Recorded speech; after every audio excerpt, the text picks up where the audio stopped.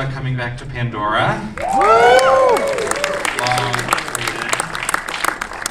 Thank you all so much for being here. I'm David Canfield with The Hollywood Reporter. Got a great panel to talk about this epic film, so please join me to start in welcoming Richard Baneham, the VFX Supervisor and Executive Producer.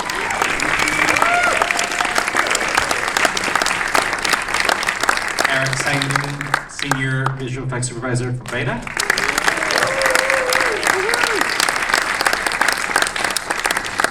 Dan Barrett, Senior Animation Supervisor from Weta.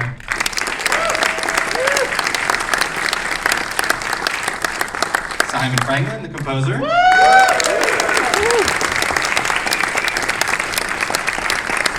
Steve Rivkin, editor. And Gaudio, also from the art team.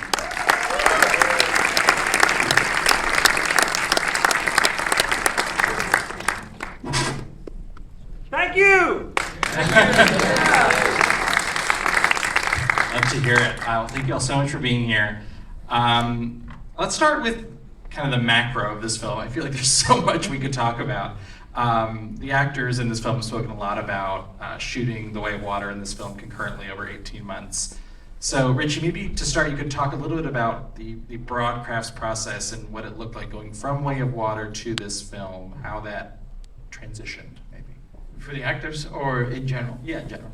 Well, look, we shot them simultaneously. So for the actors, we did actually shoot them out of order in some ways. So there were scenes from different movies being shot at the same time. But everybody knew where they were in the process and what was going on. And the truth is, for us, decoupling the shot creation process from the performance capture allows our actors to be really in the moment the whole time. And look, for us, honestly, the goal is what the actor gives you. We live and die by the performances. We're a spectacle movie. Obviously we put up some nice images, I'd like to think. But understatement, I think. But what's really important is getting the actor's performance to ring through in the character. And I think the best way to do that is to empower the actor to have a real credible experience on set. And being able to play a scene with your partner, eye to eye, as opposed to a 50mm lens stuck in your face and you're told it's a close-up. It changes the dynamic, and I think it proved out really well with the addition of Una Chaplin to the cast. Not only, I think, her performance was amazing, and the character really jumped to life. I hope you like Veron. Incredible. But I actually think this is Stephen's best performance as well. It's like Stephen Lang. I think the whole game was up. Just the charisma that they display on screen is electric. And it's hard not to watch. Yeah.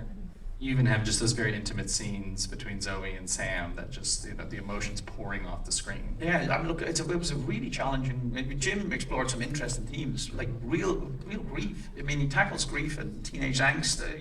They're complex themes for a tentpole movie. It's unusual. And then for Sam to carry the burden of that relationship, the whole family, and I think it's a very powerful performance. It's a very complete performance, and sometimes we look past the sort of the value of what Sam is doing, end to end from the 3 movies right through, the consistency that's there. But there's a lot of weight put on him this time, and I think it's a really, really great performance. But it's incumbent on us to keep that alive and really bring it to screen. And so it's the actor gives you a great performance. We have to do our level best to shepherd every nuance to screen. Well, I was going to add to that I think the other thing that doing these films concurrently, the film 2 was pretty hard, like on a technical level, the water, all the effects, and even understanding the characters and getting the characters to come real with the facial system and everything. But for the third film, we really, the animators, the lighters, everyone across the board, I think through sound, everyone understood the film and understood where it had to go and what Jim wanted. So it became a lot, I don't want to say easier, but it was we understood where it needed to go. So we were able to put more revisions in and really refine it a lot more than we were able to on the second one. Yeah, well, it was that great leap of faith really with that facial system, right? Like it was a completely new thing. And there was a huge amount of time and money invested at the beginning of to get all that working and to go into this film with it running sweetly, running really smoothly, and having a couple of new characters, Varong being the key one. Everything just fell into place really easily, and all of that focus could go on, as Richie said, bringing those performances through. Yeah, I think the continuity of the sort of the team and being consistently together for, like between movies 1 and 2, there was a hefty time break. At this time, it was just a straight run through. I think I finished the last shot on a Thursday night on shot 2, and that next Monday I started prepping 3 on stage.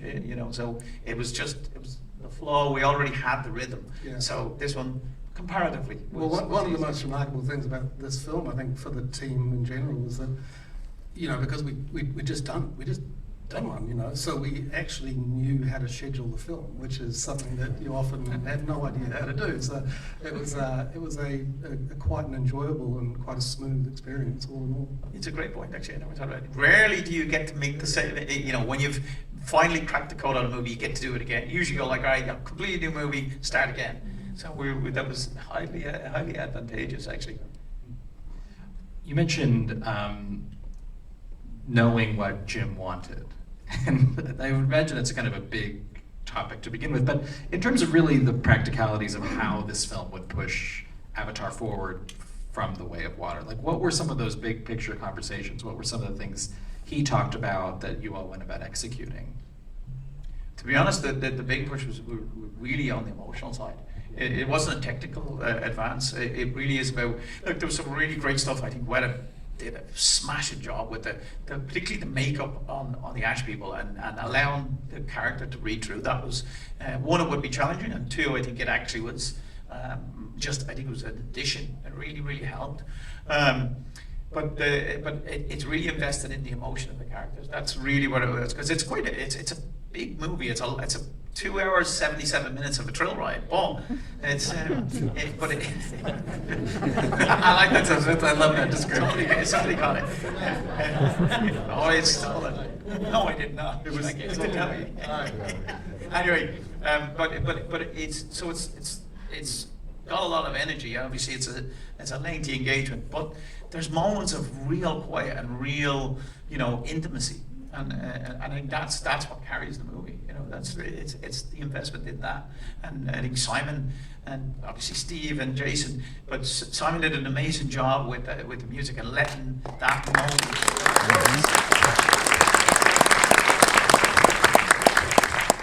Yeah, I think to your point, Richie, this is a darker film in many ways. It is a deeper film. So Simon, as you are coming into it with the music, and you do know that, what are some of those big changes that you're making to make this film feel distinctive? I mean, I had the joy of having a new palette of colors to play with, because we have the Ash, who are going to give me a completely new way of thinking. Because one of the things is, in Avatar 2, obviously I had the mech hyena, I had the village and so on, but all of this was still in that sense of the sort of organic. And I'd always made a conscious decision. For instance, the RDA have their own sound, their own thing. I never use voices for the RDA ever. It's sort of fairly industrial. If I use drums, it's fairly edgy and so on. But that's the sort of militaristic approach. But anything to do with Pandora has always had this organic flow, and when we came to 3, suddenly I have agents of chaos. I have this seductress in Varong, and that actually gave me this amazing ability to go into places I couldn't go before. Now the teenage punk in me looked at the Ash, and they want to burn the world down. I had to give them that energy and that sense of drive, and I came up with the sound. About 10 years ago, I spent time in Inner Mongolia, and there's an instrument there called the Murinher, which is a 2-string instrument like a viola that's played by, and you can carry it on your back, and it's carried on horses and so on. Been around for about 1,000 years, but it can be played with a real frenzy. And so I developed a sound for the Ash that was based on this, you can hear it when it first comes in. And then I thought, right, the thing about the ash is I didn't give them a theme, I gave them a texture. And then also used what we call the devil's interval, the tritone. So it never actually stays anchored. But there's no real tune for the ash because they're just burning everything down. And I wanted this sense of a color that you knew immediately when the ash were there. And that became the Mir and Hers. And then I started using synthesizers, which is my old day job, was doing synths. So I could use those colors, which are colors we've never used before in terms of Avatar. And even when the ash first attack, I'm actually doing like a sort of and it's almost a kick snare thing. This again, it's just brutal and it's relentless and it just keeps driving. Then we have the wonderful things of the Wind Traders, which was, you know, I get to write for an 800-foot tall galleon that flies. And you go, hey, yeah, this is gonna be great, because what are you gonna do? So that actually started in February 2018 because I had to write a jig for the Wind Traders. And if you notice on screen, there's a point where they're having a dance, a hoedown on screen. And I looked at them, and the Wind Traders are much more sophisticated than the rest of Na'vi. They travel around the planet, so they assimilate cultures from everywhere. And I gave them, for instance, the Wind Traders jig has a particular scale that isn't quite Arabic, but it has those sort of sensibilities. And I started that with the Wind Traders jig in 2018. Now the thing is, because it's Avatar, we have to do things properly. We have a thing called Culture Club. And Culture Club was me, the production designers, the prop master, the costume designer, and so on. And Culture Club would define cultures for the different clans. So if I've got a Wind Traders jig, they have to play instruments to actually do the Wind Traders jig. So being Avatar, I get to sketch out the instruments, go, I like this, and I had a strong instrument that was like this. I had some hung things that could be hung from rigging because they're nomadic. I used materials that could be used by the Wind Traders. So the drum skins were made from the skin of the sails and so on. There were things that we did to analyze it. And then I gave these sketches to the production department, to Dylan Cole and his team. And they turned them into these beautiful 3D renders that you can see in the film. You see them dotted around. But because this is Avatar and people have to actually do performance of this, the props master and his team then 3D printed them for me. So we have real instruments. And because this is Avatar, I then used them in the score. You invented instruments. We did have people play them, you know, as part of our capture, and it was a longer scene, like everything else in the movie industry. Again, you start with the long version, and editorially it has to come down. But I do feel like that was a lot. I mean, that piece of music, the way it plays out was.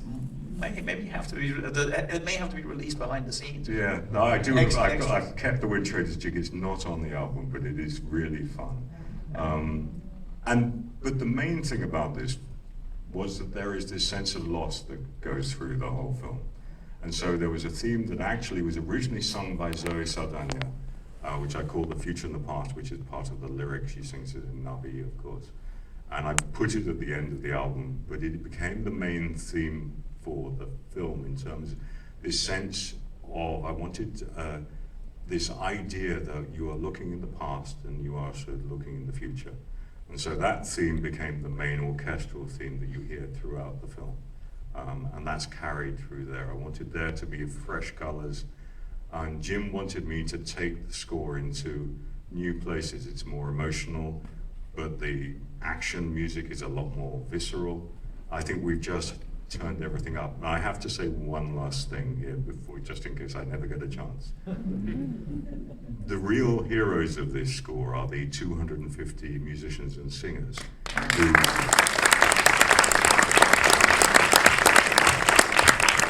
who are part of the score. In fact, I can see our wonderful vocal leader here, Edie, hello Edie. But they gave of themselves. And Jim and I were having a conversation. He said, "You're not using any AI?" And I said, "No." And I said, "Because my demos are extremely sophisticated. They do sound very good." I said, "No, we're using real players." He said, well, we're not putting anybody out of work. And I said, no. He said, because I want this has to be about real performances. It has to be about real people playing instruments. It's really important to Jim. Jim loves music. And I think the fact that this is a score that was recorded here in Los Angeles, it was a score that was done. I'm lucky I get to play with lots of things, so I also could take instruments from Mongolia. I could have a wonderful small vocal section from the Pacific Islands and so on, but the vast majority of this was an LA orchestra and LA singers, and I just wanted to pay homage to the fact that I get to go wave my hands around and think great people make it sound good.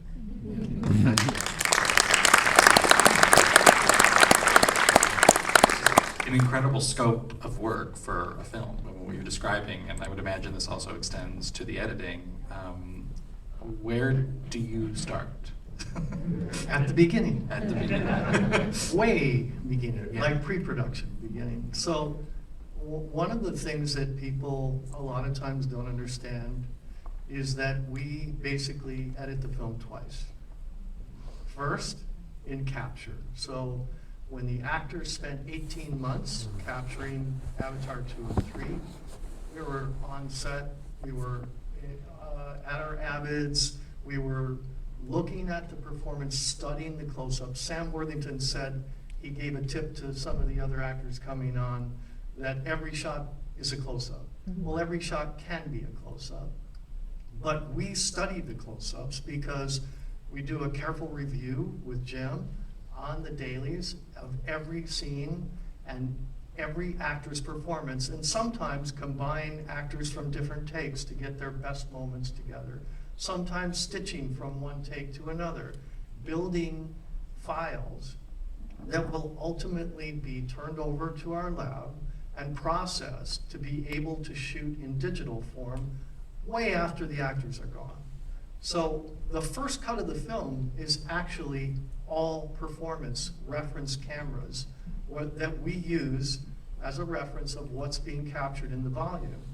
So the first cut, you see the actors in their suits, you pretend that you're on a real set, you put in sound effects, music, and we were lucky enough to have much of Simon's music from Avatar 2 and some demos that he was creating along the way, so he was on very, very early, which was great.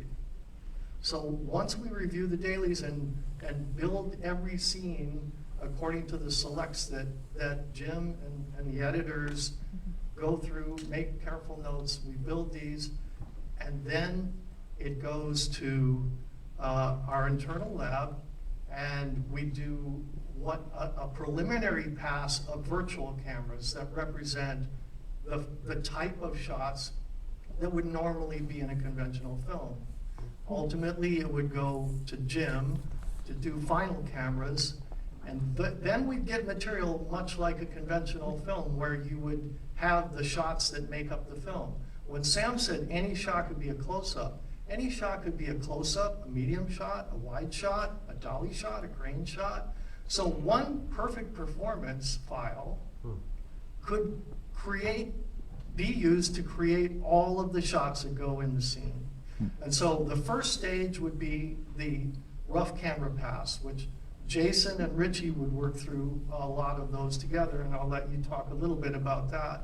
But just so you understand, I think you saw some side-by-sides at the beginning. Did they show that today? No. Okay, so you see the accuracy of the performances as they translate to the final digital render. It goes through a template phase, and then when it gets turned over to Weta for this magnificent work to be done, it's all finalized. And every nuance of the actor's performance comes through. So you want to talk a It's a little real about paradigm shift, and I think being able to have editorial introduced, I mean, I think it's actually the thing that is the paradigm shift in the filmmaking process for us, is by separating the performance capture and the shot creation, it gives you a very unique opportunity to have the editors on stage from the get-go and involved from the very, very beginning to really drill down and find the ideal selects, the gold, the performances that make this movie what it is, or all these movies actually. But I do think that there's not enough we don't talk about it enough publicly, that it is truly an editorial process that creates moments in time and allows us to stand it up almost like a stage play and be able to pick up or tell the story through the camera in a very unique fashion. But basically what we're doing is we're taking the editor's choices, even without camera, without any shots, there's no specific shots assigned, but we really are creating moments in time. And Jason and Steve. Yeah, so we'll start with the performance edit, and sometimes it'll be the whole scene, sometimes it'll be blacked out in sections of the scene, and we'll be cutting that while we're shooting. So, and we'll review it with Jim, and if he might change his mind, he might reshoot a take or something. And once we get it turned over to the lab, and we call them camera loads, and they're basically little moments that we can just play back, whether it's 10 seconds or 30 seconds. And I'll start with Richie, and Richie will be on the stage, and he'll start shooting in Jim's style, which you've learned how to do that over the years, you know, through back and forth with Jim. And we'll put an edit together and send it to Jim, and he can take a look at it. And It's sort of a proof process. Yeah. You know, it's like there's a lot of back and forth to really perfect it. Jim is a perfectionist, and the bar is as high as it can be, and we all get an opportunity to work in that.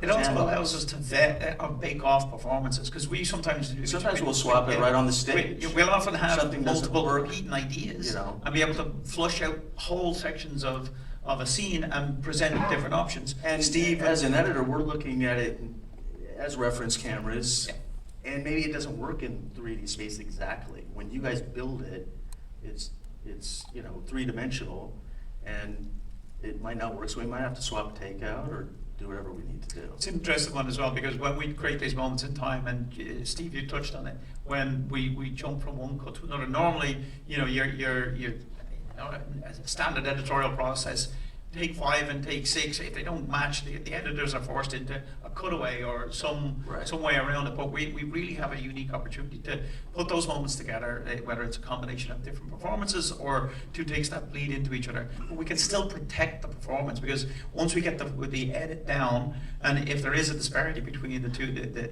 you know, income and shot, we get to work with Dan and the guys and edit the motion to make sure it's bang on for continuity. But again, that's all done in a lot of ways in advance, right at the beginning with the pre-cut, with the performance cut that the editorial group put together. So it's a very unique, you know, sort of work process. Well, you also touched on this idea that uncoupling the performance capture from the shot creation that goes into these scenes that make the movie. And I think Sig once said something really interesting that stuck with me, where she said it's sort of liberating as an actor, because it's the purest form of acting. And Jim has said, you don't have a lens in your face, you don't have, you know, you don't have to worry about lights and makeup and all that. It's really just the director talking to the actors and working through a scene and then capturing it. And they have these facial cameras, and they have the markers on their suits, and every move and every facial expression is recorded and reproduced in the final render. Yeah, and those same the witness cameras that you were mentioning, that first cut, you know, like every setup would have like 10 or a dozen. Up to 16. We usually shoot with about 16. The video cameras around the performances, and those are the things that we lean on, I think, the most. You know, once we've put the facial data through a sol, for us to, those face cams are amazing for that. They're not great at feeling emotion, so those witness cameras are what we use for final animation, so that we can sort of, you know, put one up against the other, look at Zoe, look at Neytiri, and say, is it feeling the same way, you know? And Steve suggested it, the side-by-sides. I don't know if they're publicly available in anywhere, but... There was a little intro piece that they may have run tonight. I'm not sure if they did, but... But if you do get a chance, catch it. The side-by-sides are really interesting.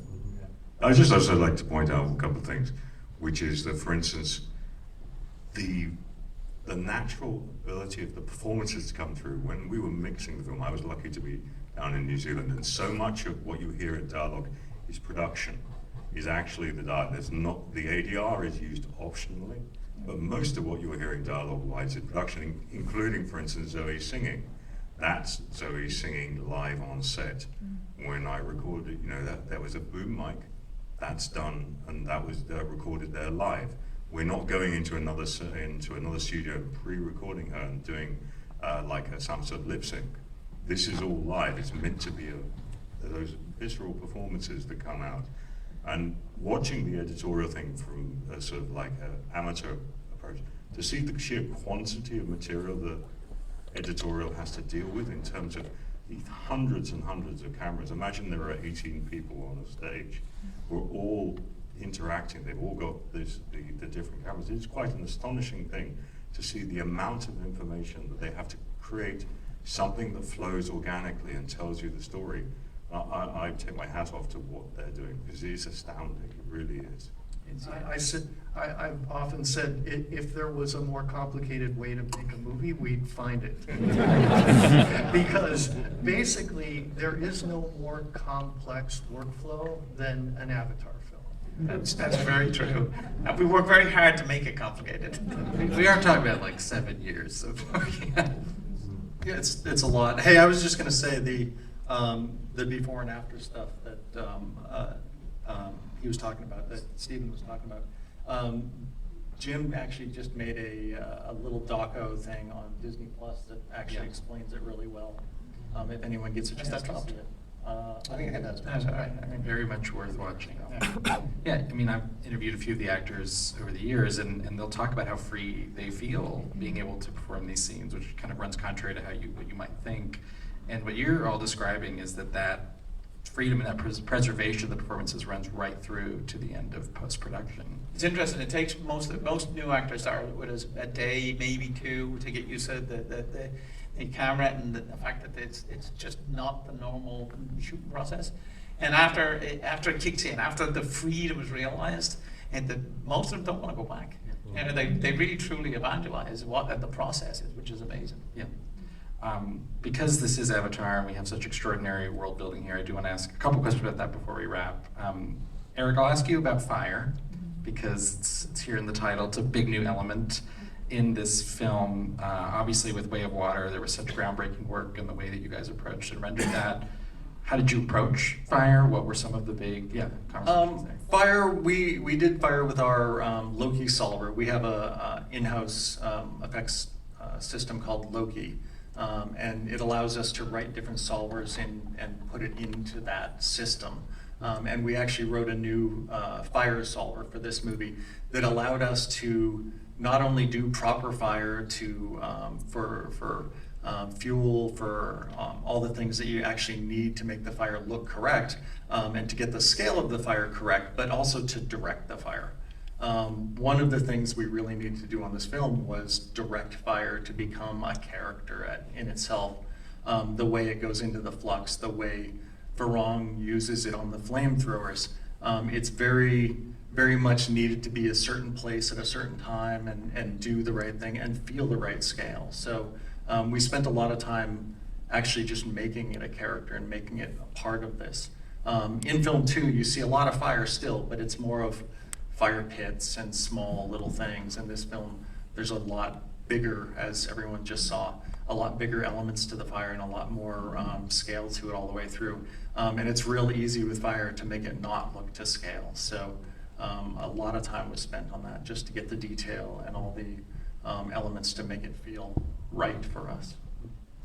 And Dan, I wonder if you could speak a little bit about creature design and the fact that in this film there's so many new creatures in addition to a real deepening and developing of what we'd already seen in the previous film. Yeah, this young, I think, was probably the big one. That we knew that was coming. I was scared. I don't know for the animators in the room, but animating tentacles is not a fun thing. So that was, and Jim had really clear ideas on certain aspects of that creature. The Humboldt squid was its underwater reference.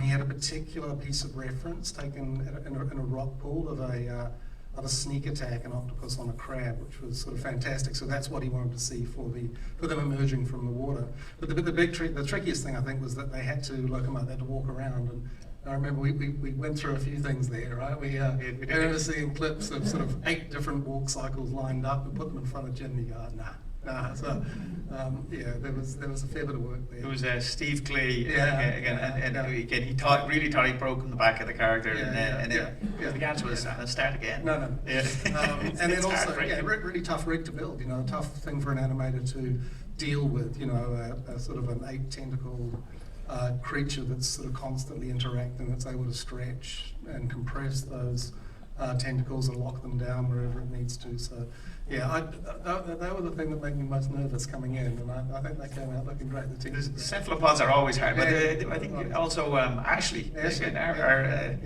Who apparently is a night wraith. A night wraith, Night yeah, wraith, night wraith is the- We've called her Ashley, so Varong's mount, the Ash. Yeah. Anyway, Ashley. She was new, so similar to a Necron, but definitely but different and a unique vocabulary. We have to find different ways to make it work. So some fun little challenges. The wind rays, which are the sort of the tugboats on the front of the gondolas, which hang under the Medusoi. They were the reference we used there was underwater creatures like Spanish dancers and Cuttlefish. Yeah, cuttlefish. Yeah.